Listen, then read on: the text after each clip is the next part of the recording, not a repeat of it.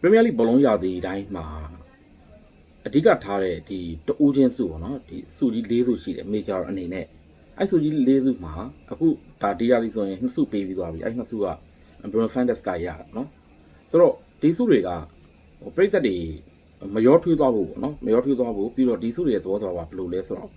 ကျွန်တော်အချင်းချုပ်အနေနဲ့ပြောပြမယ်ပထမဆုံးကဒီ Football Writers Association အဲ့ဒါကအားကစားရှင်တွေစောင်းမရှင်တွေကနေပြီးတော့မဲပေးပြီးတော့ရွေးတာအဲ့မဲပေးပြီးရွေးတဲ့ဟာကို Bruno Fernandes ကရတယ်ပြီးတော့ဒီ PFA ရဲ့ the Premier League Player of the Season တူကအဲ့ Premier League Player of the Season ကကြတော့ကျွန်တော်တို့ဒီ Player of the Man ကိုပုံမှန်ရွေးနေကြလို့အဲ့ဒီကနေပြီးတော့ပေးတယ်စုဒါကတော့ Player of the Season ရာသီတစ်ခုလုံးဖြစ်သွားတာပေါ့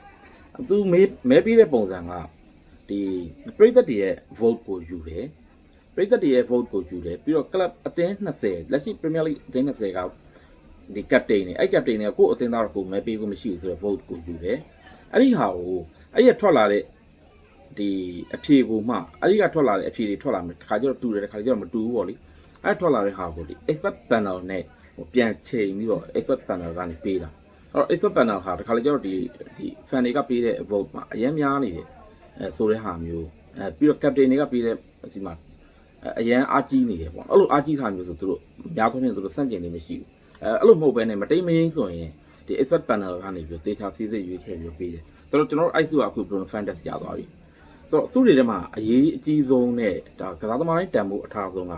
PFA Players of the Year အဲ့ဒါကတော့ကစားသမားတွေကပေးတာကစားသမားချင်းချင်းပေးတာဒါပေမဲ့အဲ့ကစားသမားအချင်းချင်းပေးတဲ့နေရာမှာလည်းမရောထွေးဖို့က Premier League ကစားသမားတွေကပဲပေးတာမဟုတ်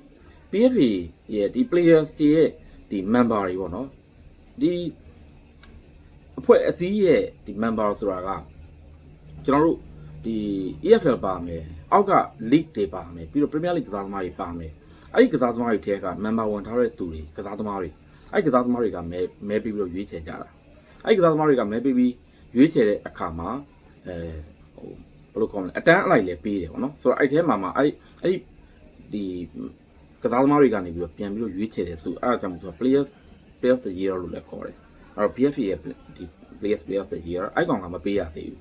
နော်အဲ့မပေးရသေးတဲ့အစုအတွက်ကလောလောဆယ် Bruno Fernandes ရဲ့ Alan Haaland ရဲ့ Declan Rice ရဲ့ဒီပန်းစားနေတယ်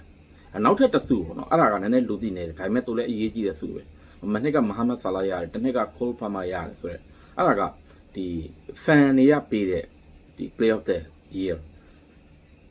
တော့ရှင်းရှင်းလေးပဲ fan စစ်ပဲဘယ်သူမှဒီ expert panel တွေလည်းမပါဘူး journalist တွေလည်းမပါဘူး online ကနေပြီးတော့ဒီ fan တွေကဝိုင်းပြီးတော့မဲပေးကြတယ်မဲပေးတဲ့အခါမှာဒီကဘာတုံးလုံးမှာရှိတဲ့ပရိသတ်တွေမဲပေးလို့ရတယ်မဲပေးရင်တို့က legitimacy ကိုစစ်တယ်ဥမာအဖြစ်ကျွန်တော်တို့ဒီ manipulate လုပ်လို့မရအောင်လို့ဥမာဒီ email တစ်ခုတည်းကနေပြီးတော့မဲတွေအများကြီးပေးလို့မရအောင်အဲ့ဒီအရာတွေကိုစစ်ပြီးတော့အဲ့ဒါက fan vote တီးတန့်စစ်အဲ့တော့၄ခုရှိတယ်၄ခုက2ခုပေးပြီးသွားပြီ2ခုကြံသေးတယ်